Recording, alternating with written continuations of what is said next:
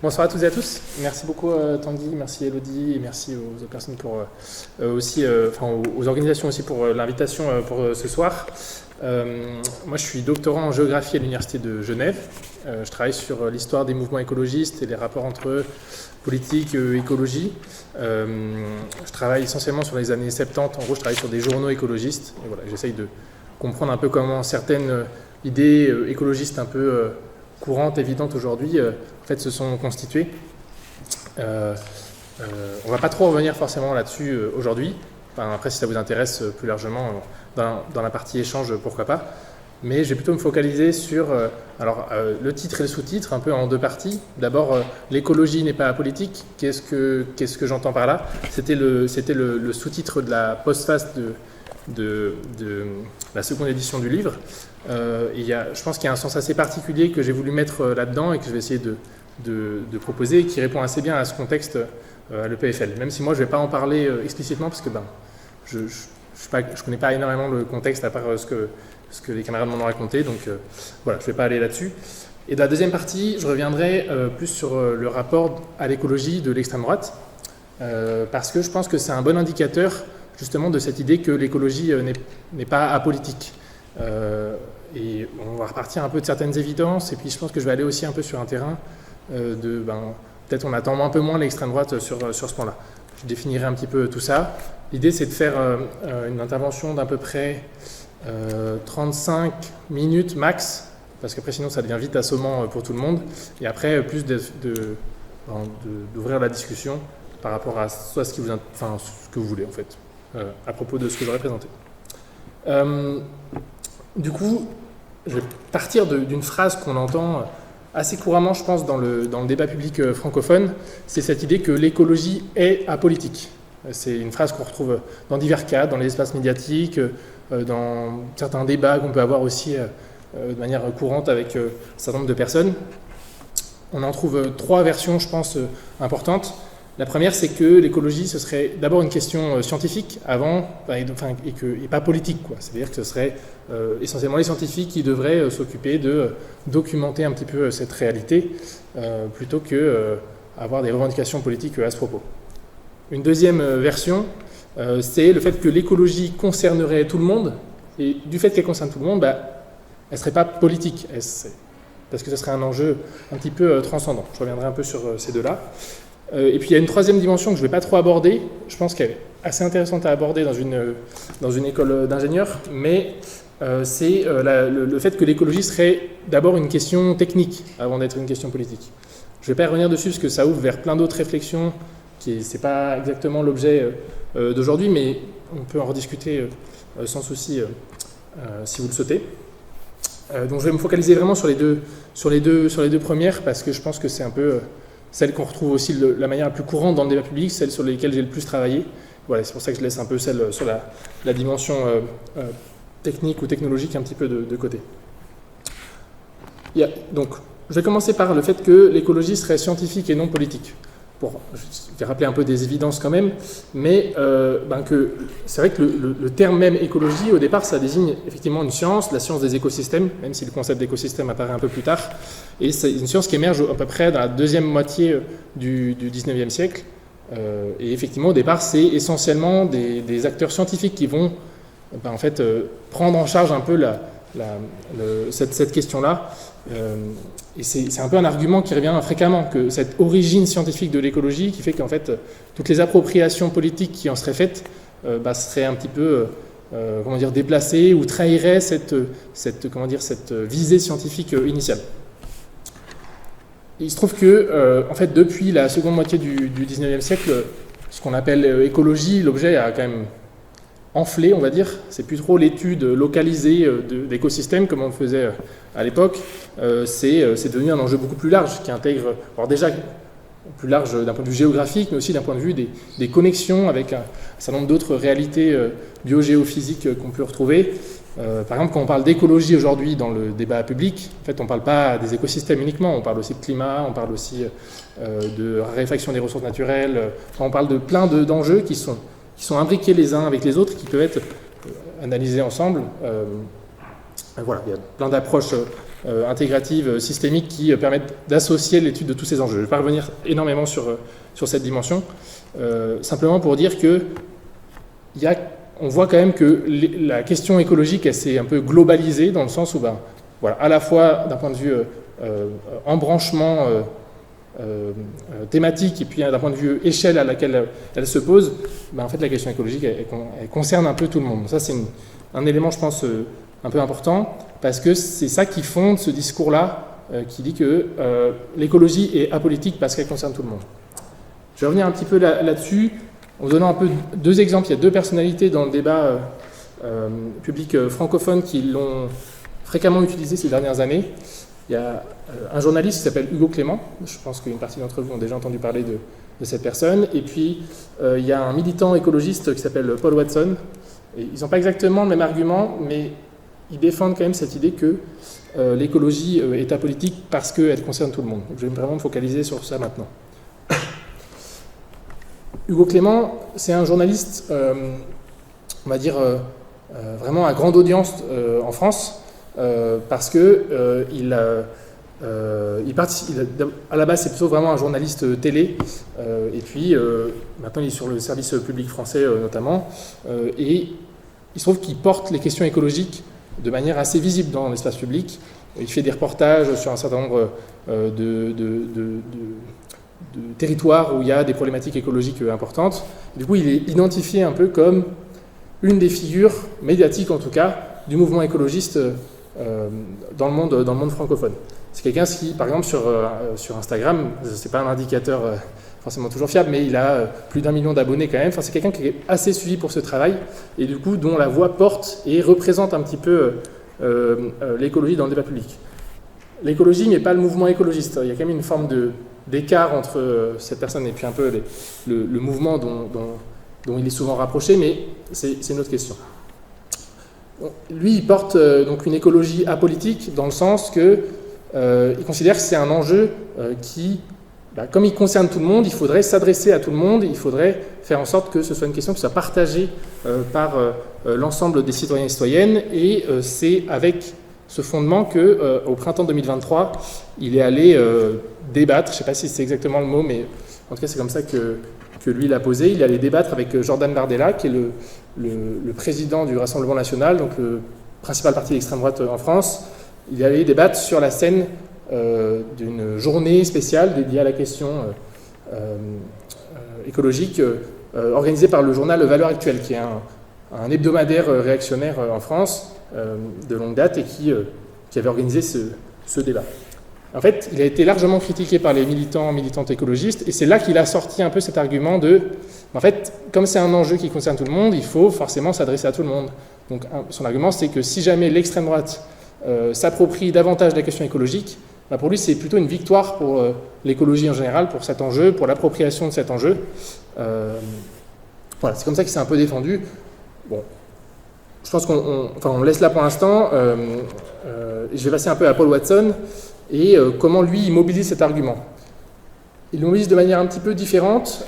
Après je vais détailler un petit peu ça, et comment les deux s'opposent, mais lui, c'est donc, pour celles et ceux qui en auraient pas entendu parler, c'est un militant écologiste canadien qui est le fondateur de Sea Shepherd, qui est une grosse organisation internationale engagée pour la protection de la biodiversité marine, des baleines en particulier, on pense souvent aux baleines, mais en fait de la biodiversité marine en général, et des mammifères marins en particulier. Ils ont aussi pas mal de campagnes sur la protection des phoques, etc. C'est quelqu'un qui a une image un petit peu ambivalente, c'est-à-dire qu'il a d'un côté une image très radicale, il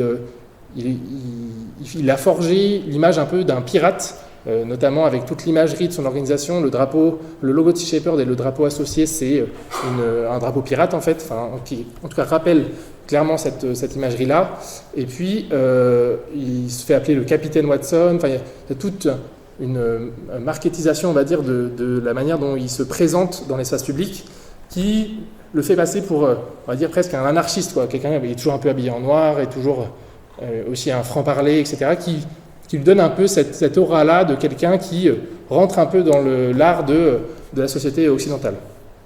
Dans le même temps, c'est aussi quelqu'un qui, en fait, dans ses discours, est assez peu conflictuel, c'est-à-dire que il va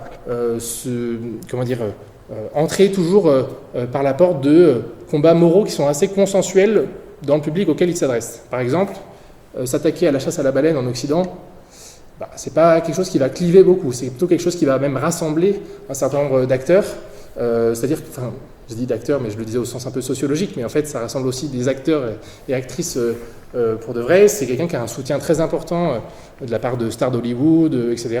Ils sont plutôt, on va dire, des membres des classes dominantes qui pourraient se sentir un peu menacés par un écologiste un peu radical. Et finalement, on voit bien que la manière dont il se positionne, en fait, elle n'est pas exactement celle-ci.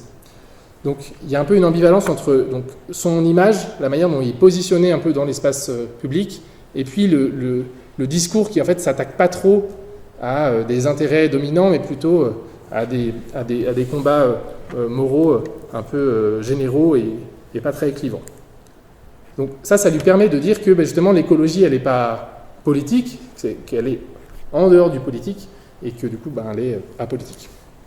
Donc là, on voit pour moi, il y a un peu deux sens de l'argument de l'écologie n'est pas apolitique. Le sens de Hugo Clément, c'est plutôt le sens que l'écologie transcende le politique, c'est-à-dire qu'elle est au-dessus des clivages.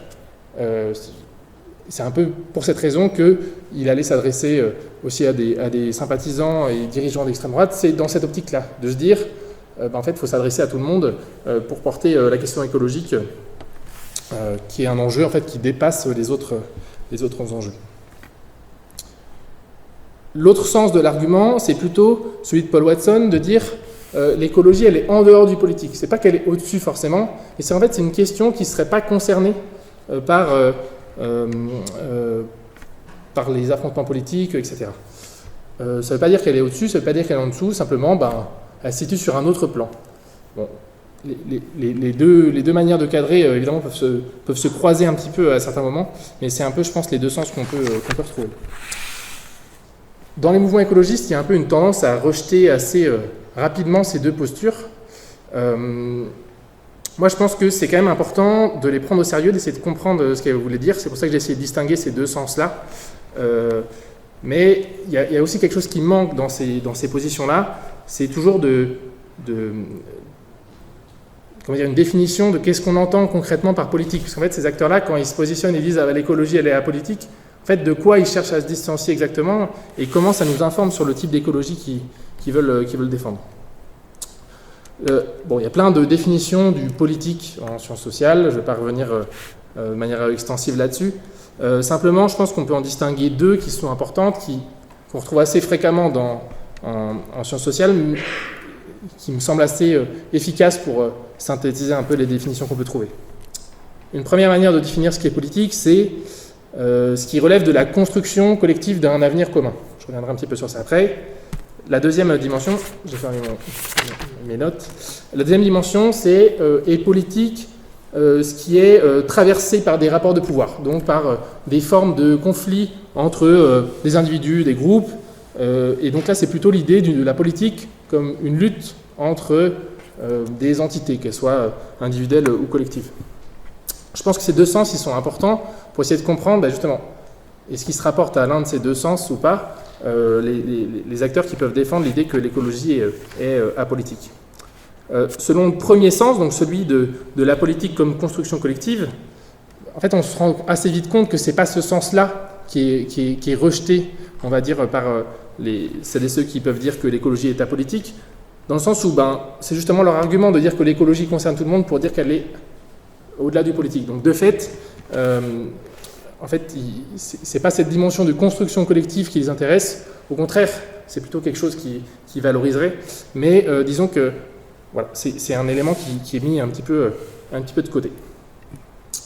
En fait, on se rend compte que c'est essentiellement par rapport à la deuxième dimension, la deuxième définition que j'ai proposée, de dire que la politique c'est une lutte, c'est un conflit entre des entités, en fait, c'est vis-à-vis de cette conception-là que ces acteurs vont essayer de se distancer. Et notamment en avançant le fait qu'il y a des écolos qui clivent, qui cherchent à diviser la population, etc., vis-à-vis des enjeux écologiques. Je pense que c'est quand même important de voir que du coup, ces deux définitions, elles sont pas vraiment concurrentes. Pourquoi ça me semble important de préciser ça? C'est parce que cette idée de la politique comme la construction collective d'un avenir commun, en fait, c'est pas simplement on regroupe les gens dans une pièce et ils délibèrent comme si c'était des individus purs, qui auraient à peu près les mêmes, qui auraient exactement les mêmes positions sociales, qui seraient égales sur absolument tous les plans. Non, en fait, cette construction collective d'un avenir commun, c'est un peu ce qu'on retrouve dans la littérature, mais l'idée construction, elle favorise comme s'il y avait une forme de consensus facilement trouvable entre ces acteurs, alors que, en fait, de fait, il s'agit plutôt d'un processus assez hétérogène avec des gens qui ont des positions sociales, des positionnements politiques très différents et qui en fait, aussi se regroupent parfois pour défendre leurs intérêts de manière collective. Alors, voilà, je ne vais pas vous refaire un peu le dessin, je pense que vous voyez assez bien cette conception conflictuelle du politique. En fait, ce qu'on voit, c'est que finalement, la dimension de la lutte politique, elle est intrinsèque à l'idée de construire un avenir commun. Et souvent, les acteurs se réfèrent soit à une dimension, soit à une autre, pour un peu évacuer certains enjeux, mais je pense que les deux enjeux sont toujours importants à prendre en considération ensemble. Désolé pour ce point un petit peu théorique sur la définition de ce qui est politique ou pas, mais je pense que c'est important de le poser pour bien comprendre qu'est-ce qui rend concrètement l'écologie politique. Parce que alors, vous avez bien vu, la conférence est basée sur le titre, sur une double négation, l'écologie n'est pas apolitique. Donc l'idée c'est de sortir un petit peu justement de ces discours-là, de repartir des discours que j'ai décrits un peu plus tôt, pour proposer notre position. Donc, ce qui rend l'écologie politique ou apolitique, du coup, c'est, comme je l'ai dit, c'est pas la première définition du politique, donc c'est pas l'idée que ça concerne tout le monde. Ça c'est évidemment quelque chose, à mon avis, qu'il faut rejeter, parce que c'est un postulat qui est vrai, que la question écologique concerne tout le monde, mais c'est pas ça qui en fait une question spécifiquement politique ou apolitique. C'est-à-dire qu'en fait, on pourrait dire ça pour n'importe quelle question politique. C'est jamais le fait qu'elle concerne tout le monde ou pas qui en fait un enjeu. Par exemple, sur les questions...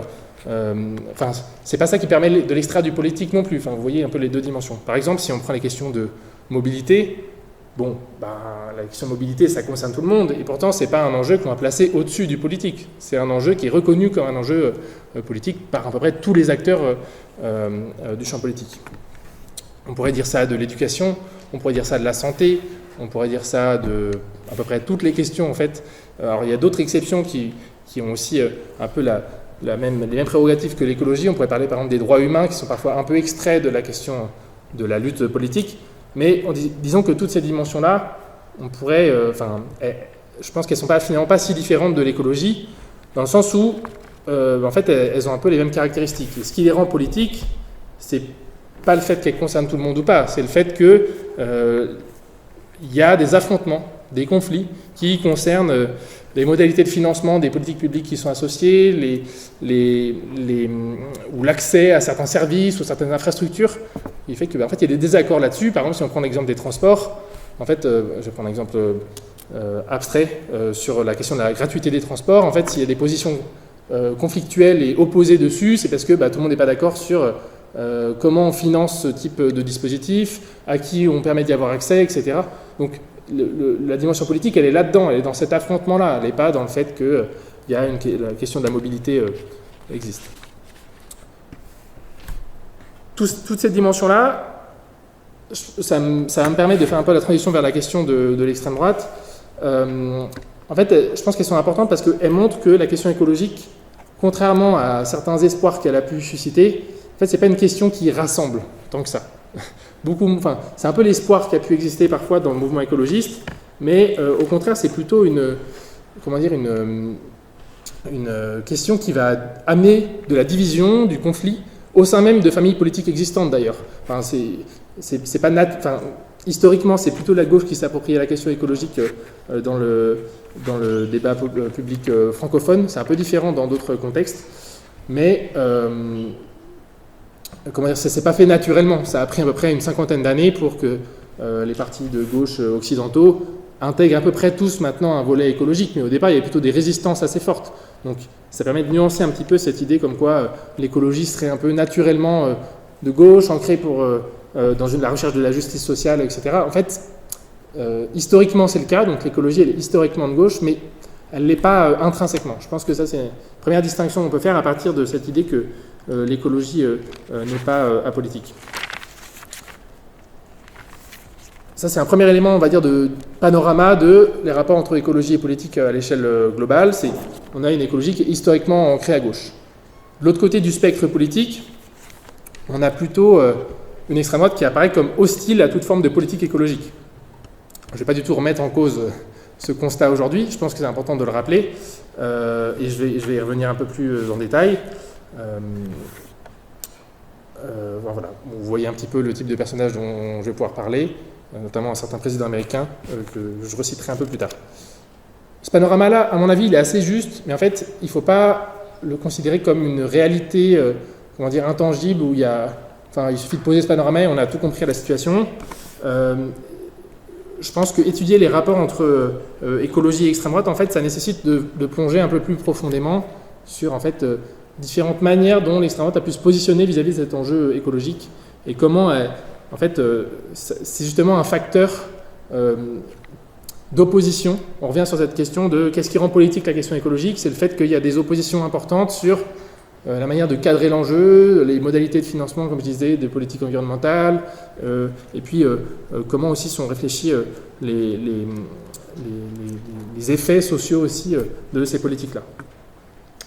Donc ce que je vais vous proposer assez rapidement, c'est de balayer un peu les deux grandes positions qui existent au sein de l'extrême droite vis-à-vis de la question écologique, qui sont un peu deux positions qui peuvent paraître contradictoires, mais l'idée, ça va être de montrer aussi comment elles participent d'une même dynamique à certains égards aussi. La première position, c'est celle qu'on peut appeler de carbofascisme, qui est plutôt la position d'hostilité vis-à-vis de la question écologique. Je détaillerai un petit peu après. Et la deuxième position, qui est celle sur laquelle moi j'avais écrit le livre, c'est celle d'un écofascisme, donc plutôt d'une appropriation de la question écologique par certaines franges de l'extrême droite. Je préciserai un petit peu lesquelles et dans quelle mesure. Je pense que c'est important de prendre la mesure de ces phénomènes. Voilà, je les mets pas, je les mets pas vraiment au même niveau. Je préciserai un petit peu comment je considère que les deux s'imbriquent. Je vais commencer plutôt par le carbofascisme et je passerai un peu plus de temps dessus parce que je pense que c'est ce qui caractérise le plus l'extrême droite aujourd'hui, le rapport à l'écologie de l'extrême droite, et c'est un peu le gros risque auquel on peut faire face, je pense. Le concept de carbofascisme, c'est pas moi qui l'ai proposé. Enfin, carbofascisme, fascisme fossile, j'utiliserai peut-être les deux de manière un petit peu indistincte dans la suite. Ça a été proposé par un collectif d'abord par un historien de l'environnement français qui s'appelle Jean-Baptiste Fressos, qui a proposé ça dans une tribune dans un journal, et puis ensuite plutôt par un collectif de chercheurs et chercheuses à l'international qui s'appelle le Z-King Collectif, qui a publié un livre, c'est sorti en français en 2020, qui s'appelle Fascisme fossile. Je m'appuie essentiellement sur ces travaux-là pour cadrer un petit peu cette question du carbofascisme. Il y a tout un tas de travaux aussi produits plutôt à l'international, pas trop dans les pays francophones, sur cette question du carbofascisme. En quoi ce terme, je le trouve important? Je pense que déjà, il permet de sortir d'une lecture de l'opposition à l'écologie, à toute forme de politique écologique de l'extrême droite, sortir d'une lecture simplement par la conscience du problème écologique. C'est-à-dire que souvent, le terme qui est utilisé pour parler du rapport à l'écologie de l'extrême droite, c'est l'idée qu'il y a un climato-scepticisme qui domine au sein de l'extrême droite. Je ne vais pas remettre ça en cause, dans le sens où c'est une réalité bien documentée.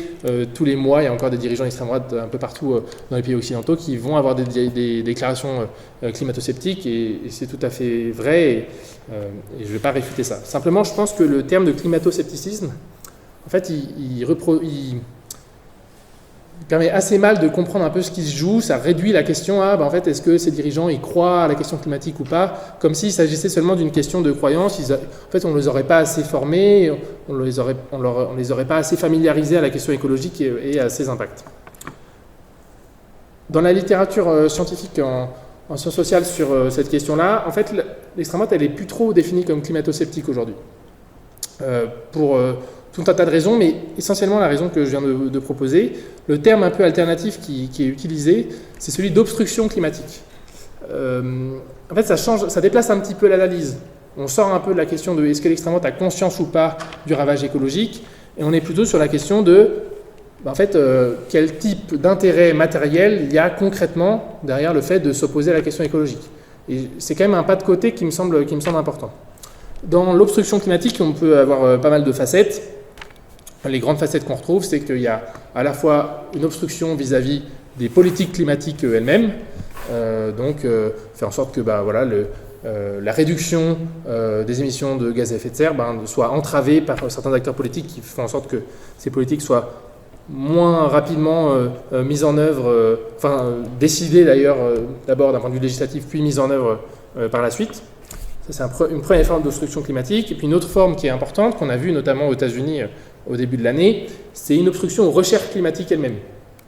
Faire en sorte que l'enjeu lui-même ne soit pas assez documenté et connu pour pouvoir fonder une politique climatique ambitieuse dessus. Donc, je précise bien que ça ne s'oppose pas au climato-scepticisme. Le climato-scepticisme, c'est un peu une facette de cette obstruction climatique. Je pense que, par contre, c'est important de se focaliser un peu sur cette question des intérêts matériels derrière l'obstruction climatique. C'est là que j'en arrive un petit peu au concept de carbofascisme, que je vais essayer de définir rapidement, qui, lui, part justement de cette question des intérêts matériels, aussi bien des acteurs économiques que des acteurs politiques. Je vais le définir en une phrase, le carbofascisme, c'est une convergence d'intérêts entre le capital fossile, donc c'est-à-dire l'ensemble des grandes entreprises qui sont directement impliquées dans l'extraction et l'exploitation des hydrocarbures. On pourrait poser un peu les questions des limites un petit peu de ce secteur-là du capital, mais on peut laisser un peu pour plus tard. Disons plutôt les multinationales des hydrocarbures en particulier. On va limiter à ça maintenant. Donc, partage d'intérêt entre ce groupe-là et puis les forces politiques d'extrême droite traditionnelles qui, elles, vont aussi défendre ce type d'énergie. Dans les deux cas, ce n'est pas exactement les mêmes intérêts qui sont défendus. C'est pour ça que je parle de convergence entre ces deux groupes. Du côté du capital fossile, de l'industrie fossile, c'est des intérêts économiques assez directs au fait de continuer à extraire et à exploiter ce type de ressources. Du point de vue de l'extrême droite, c'est plutôt des intérêts politiques, c'est-à-dire et on voit ça assez nettement dans pas mal de discours de Trump, de Bolsonaro ou du Rassemblement national en France ou de l'UDC en Suisse. C'est l'idée de défendre un mode de vie occidental qui est largement adossé aux énergies fossiles. Donc en fait, finalement, les deux discours finissent par un peu s'interconnecter. C'est pour ça que je parle de convergence d'intérêts entre les deux. Alors moi, j'ai pas mal travaillé sur le cas de Trump là, depuis à la fin d'année dernière, début de cette année. Juste pour vous donner un peu des chiffres, on a beaucoup parlé du soutien de la tech à Donald Trump lors de sa dernière campagne, donc d'Elon Musk en particulier et de ce type d'acteurs. Mais en fait, le capital fossile, c'est quand même 15% des financements de la campagne de Donald Trump. 15%, en fait, c'est énorme. Quand on voit un peu la diversité des multinationales qui peuvent financer des campagnes politiques, etc., 15%, c'est très important. C'est à la fois des multinationales elles-mêmes qui ont pu faire des dons à Donald Trump.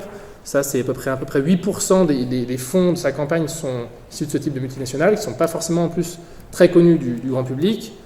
Et puis, il y a aussi des milliardaires pétroliers eux-mêmes qui ont fait des dons de plusieurs millions de dollars.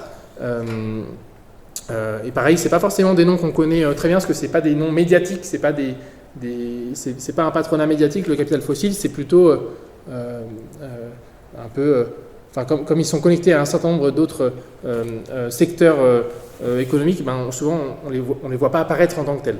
Mais c'est important quand même, je pense, de mentionner cette dimension-là, et qui s'est aussi prolongée avec évidemment des discours climato-sceptiques un peu plus traditionnels, tenus par d'autres types d'acteurs. Je pense qu'il est important de mentionner que derrière ces discours, il y a aussi quand même des intérêts économiques bien sentis et évidents. Donc là, je me suis un peu focalisé sur la situation américaine ces 2 dernières minutes, mais en fait, la même chose peut être repérée dans un certain nombre de pays. Je ne vais pas revenir en détail là-dessus, mais par exemple en Russie, le fait qu'il y ait les fameux oligarques russes, il y en a une partie qui sont largement investis dans l'exploitation des énergies fossiles aussi. Et donc c'est évidemment un pilier du pouvoir poutinien que de reposer sur les énergies fossiles. Ça, c'est un peu qu'est-ce qu'on peut voir, comment on peut un peu définir le carbofascisme. Maintenant, ce qui me semble important pour bien comprendre cette dimension carbo-fasciste, c'est aussi de regarder qu'est-ce que ces acteurs-là font quand ils arrivent au pouvoir. Donc quel type de politique ils vont mener sur la question environnementale. Je dis politique sur la question environnementale pour ne pas les désigner comme des politiques environnementales, parce que de fait, c'est plutôt des politiques d'entrave, mais c'est en tout cas, disons, le secteur sur lequel elles s'appliquent. Il se passe à peu près toujours la même chose. On va dire entre le premier mandat de Trump et le deuxième mandat, il s'est à peu près passé la même chose. Simplement, le rythme est très différent, parce que tout s'est beaucoup plus accéléré lors de son retour au pouvoir au début de l'année. Un élément un peu évident que vous avez toutes et tous probablement déjà vu, c'est la question du retrait de l'accord de Paris. C'est une des premières choses qu'il a fait quand il est arrivé au pouvoir début 2017, quand il est vraiment entré en fonction. C'est exactement ce qu'il a refait au début de cette année en revenant au pouvoir. Il y a plein de choses qui se cachent en fait derrière ce retrait de l'accord de Paris, qui pour le coup est un acte un peu symbolique, alors avec des implications matérielles très importantes, mais c'est l'abolition des politiques climatiques, alors certes pas suffisamment ambitieuses et avec beaucoup de lacunes qui avaient pu être menées par les démocrates avant lui, donc Obama puis Biden. C'est aussi une relance des projets d'exploitation des hydrocarbures et en fait une défense très claire des énergies fossiles, à la fois par une déréglementation de ce qui encadrait ces activités, et ensuite, de manière évidemment importante aussi, l'entrave vis-à-vis des recherches climatiques. C'était particulièrement offensif cette année parce que en fait, ce qu'il avait fait en plusieurs mois, voire plusieurs années lors du premier mandat, tout ça a été fait vraiment de manière beaucoup plus hâtive au début de l'année 2025, avec tout un tas de nouveaux moyens juridiques qui ont été déployés pour entraver, pour faire obstruction à toute forme de politique climatique ou de recherche climatique. On voit ça, encore une fois, je ne vais pas citer les mêmes pays en exemple, mais on voit ça aussi dans un certain nombre d'autres pays avec des dirigeants d'extrême droite. Par exemple, il y a pas mal de travaux qui se sont focalisés sur que moi j'ai pas mené, mais que d'autres collègues ont pu mener, notamment sur le cas du Brésil et sur ce qu'a fait Bolsonaro sur la question écologique. Et on retrouve un peu des similitudes, il s'est un peu inspiré c'est peut-être un peu fort, mais on retrouve des similitudes quand même dans le comportement, dans le fait de entraver à la fois les politiques climatiques, mais aussi les moyens scientifiques de documenter la réalité écologique. Dans le cas de Bolsonaro, le lien il est un peu moins avec des industriels des hydrocarbures directement, mais plutôt avec des agro-industriels, avec l'agro-business de manière globale. Je ne suis pas spécialiste du Brésil, je ne vais pas entrer davantage en matière dessus. Dans le cas de la Russie, c'est aussi assez évident qu'il y a un certain nombre de politiques qui sont menées vraiment en lien avec le secteur privé des hydrocarbures. C'est même devenu un moyen de pression géopolitique particulièrement important le fameux gaz russe dont on entend parler, c'est évidemment un élément important de la politique internationale de la Russie. Ça, c'est du côté, on va dire, des hauteurs stratégiques de l'économie, pour reprendre un peu cette expression, c'est-à-dire un peu qu'est-ce que les industriels font sur la question. Je pense que le carbofascisme, il tient pour une autre raison dans un certain nombre de pays, c'est parce qu'ils disposent d'une certaine base sociale. Et là, je pense que c'est là un peu l'élément important à bien voir pour comprendre que ce n'est pas seulement une affaire de qu'est-ce que les dirigeants politiques et économiques font de concert pour entraver les politiques environnementales et climatiques. Ce que j'appelle base sociale du carbofascisme, c'est simplement comment essayer de caractériser un petit peu comment une partie de la population occidentale peut avoir intérêt en fait à défendre ce type de positionnement politique et ce type de projet politique. Une manière que les écologistes ont souvent de parler des transformations qu'il faudrait mettre en œuvre, c'est de dire qu'il faudrait changer de mode de vie. Je vais reprendre un peu cette expression de mode de vie. Justement, je pense que je vais essayer de lui donner un sens un petit peu différent de celui qu'on entend traditionnellement. Parce que mode de vie, on imagine quelque chose d'assez individuel, qui est centré sur l'échelle d'un ménage ou d'une personne, ou en tout cas une échelle très restreinte, vraiment micro-sociale. Et en fait, il s'agirait simplement de faire des choix à l'échelle très individuelle pour changer son mode de vie, avoir un mode de vie plus écologique, quelque chose qui peut paraître comme très valorisé d'un point de vue écologique.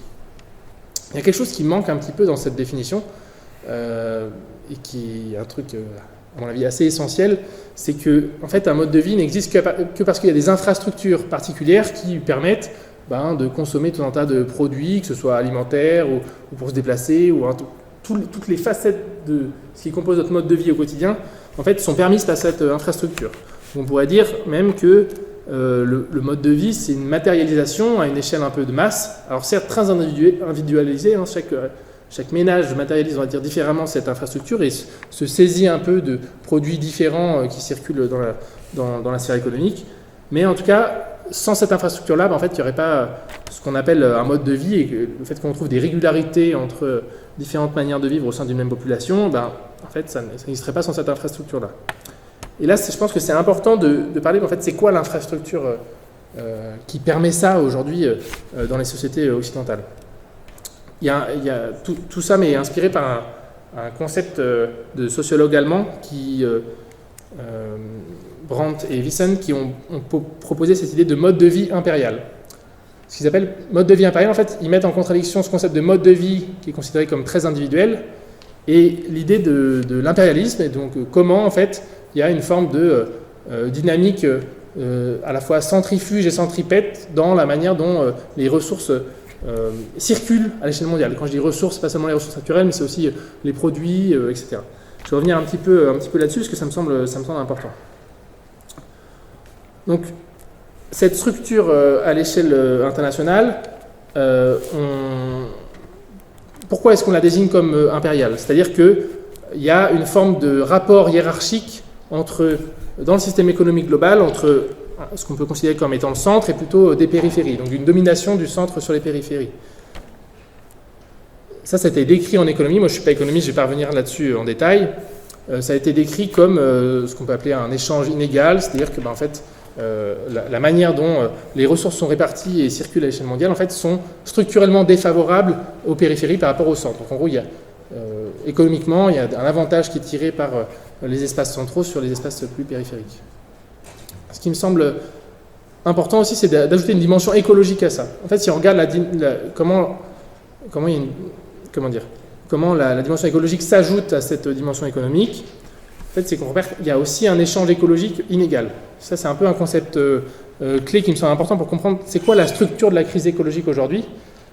C'est que justement, en fait, il y a à la fois une dynamique d'aspiration des ressources de l'ensemble du monde par les pays occidentaux, et en même temps une exportation directe ou indirecte, on pourra revenir là-dessus si ça vous intéresse, des pollutions dans un certain nombre de pays dans le reste du monde. Donc on voit que la dynamique elle est à la fois dans les deux sens, à la fois captation et centralisation des ressources et puis exportation des pollutions.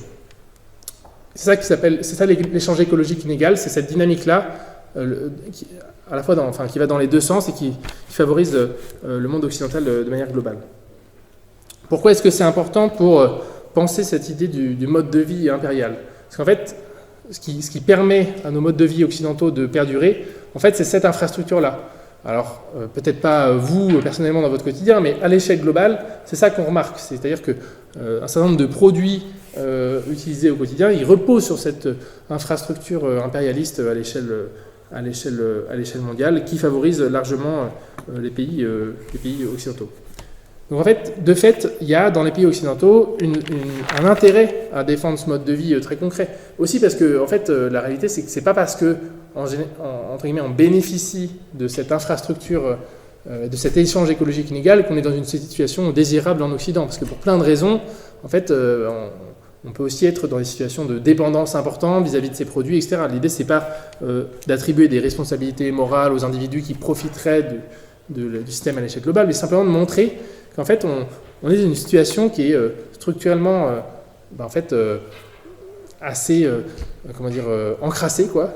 C'est-à-dire que pour la faire bouger, en fait, ça va nécessiter forcément de rompre avec ce qui peut aussi caractériser le confort dans les sociétés occidentales, confort qui est largement basé sur le pillage du reste du monde quand même. Voilà. Après ce panorama évidemment très réjouissant, je vais passer à un autre panorama réjouissant qui est celui de l'écofascisme. Donc un peu l'autre position, je vais distinguer un petit peu les deux. Donc là, j'ai un peu cadré ce que j'entendais par carbofascisme, Qu'est-ce que j'entends maintenant par écofascisme? Je vais le faire un peu rapidement parce que je vois que j'ai pris un peu plus de temps que ce que j'imaginais. L'écofascisme, c'est une position du coup un petit peu inverse d'un point de vue écologique qu'on retrouve au sein de l'extrême droite vis-à-vis de la question écologique. C'est pas une position qu'on retrouve de manière dominante, ça, je pense que j'ai été assez clair sur ça, mais c'est pas non plus un phénomène tout à fait anecdotique, dans le sens où depuis la fin du XXe siècle, on va dire dans les années, début des années 90 à peu près, il y a une appropriation de la question écologique par un certain nombre d'idéologues d'extrême droite qui ont développé un peu leur conception de l'écologie. Je vais essayer de revenir assez rapidement sur ce qui la caractérise, mais simplement pour... comment dire? Excusez-moi, je retrouve mes notes. Ce qui me semble important dans ce processus d'écofascisme, c'est de le voir comme une appropriation qui est certes marginale de l'enjeu écologique, mais ce n'est pas parce qu'elle est marginale qu'elle n'a pas un caractère un peu transversal au sein de l'extrême droite. Et je vais préciser ça et je vais essayer de le déployer un petit peu. Pour moi, l'écofascisme, c'est un peu le produit d'un double processus. C'est à la fois d'un côté une forme d'écologisation du fascisme et de l'autre d'une fascisation de l'écologie. Vous avez bien vu que j'aime bien les choses à chaque fois classées en deux processus. Ce que j'appelle écologisation du fascisme, c'est comment au sein de l'extrême droite, il y a un certain nombre d'idéologues qui sont appropriés la question écologique, donc depuis le début des années 90, comme je disais. Appropriation qui, en fait, n'a rien à voir avec la manière dont l'écologie est appropriée à gauche. Je pense que c'est assez évident de dire ça, mais il y a des opérations idéologiques qui sont faites par ces penseurs qui vont permettre de formuler une forme d'écologie réactionnaire. Je peux en donner rapidement quelques détails. Il y a deux termes qui me semblent importants pour décrire cette écologie-là, qui sont... Quand vous entendez un peu ces termes de la part d'écologistes, ça peut un peu vous mettre la puce à l'oreille. C'est d'abord le concept d'enracinement, c'est-à-dire le fait que considérer qu'il y aurait une forme de lien spirituel, écologique entre une communauté humaine et son territoire d'origine, et qu'en fait la crise écologique ce serait le fait d'avoir rompu ce lien. Donc, dit comme ça, c'est quelque chose d'assez métaphorique, etc. Mais en fait, concrètement, qu'est-ce que ça veut dire? Ça veut dire, en fait, il faudrait que les humains ne circulent pas et en gros, il faudrait fermer les frontières pour mener une politique écologique. Ça, c'est le premier concept important. L'autre thème qu'on retrouve beaucoup chez les auteurs écofascistes, c'est l'usage de la notion de nature, mais dans un sens un peu particulier. C'est-à-dire que la nature, c'est un concept tout à fait polysémique. Il y a plein de conceptions différentes de la nature. Pour les écologistes, souvent, c'est plutôt un synonyme d'un espace de liberté. Mais en fait, pour les écofascistes, ce n'est pas exactement le cas. Leur conception de la nature, c'est plutôt comme un ordre entre les êtres, entre les personnes. Et en fait, c'est la perturbation de cet ordre naturel qui serait le déclenchement qui signerait le déclenchement de la crise écologique. Il y a des textes où c'est écrit de manière très claire que les mouvements féministes, les mouvements antiracistes, en fait, c'est eux qui ont perturbé l'ordre naturel. Voilà. Si vous cherchez une explication rationnelle derrière cette position, il n'y en a pas forcément. Enfin, c'est concrètement le programme de l'extrême droite un peu traditionnel qui est ici repris dans une dimension écologique. Voilà un petit peu les deux caractéristiques. Et en gros, qu'est-ce qu'on peut considérer comme une espèce d'utopie écofasciste pour ces auteurs? C'est des petites communautés écologiques organisées à l'échelle vraiment très locale, qui seraient autosuffisantes, etc., mais qui seraient aussi très cloisonnées, autarciques, et qui ne seraient pas ouvertes vers l'extérieur, et qui surtout n'accueilleraient pas de nouvelles personnes. Avec une caractéristique qui apparaît un peu en filigrane, mais qui n'est jamais exprimée de manière trop ouverte, mais c'est évidemment qu'elle serait homogène d'un point de vue ethnique, quoi. C'est comme ça aussi que c'est posé par ces auteurs-là. Et on voit déjà ça dans l'idée d'enracinement, l'idée de la nature comme un ordre. En fait, il y a déjà cette dimension d'homogénéité et d'une certaine harmonie naturelle qu'il s'agirait de préserver.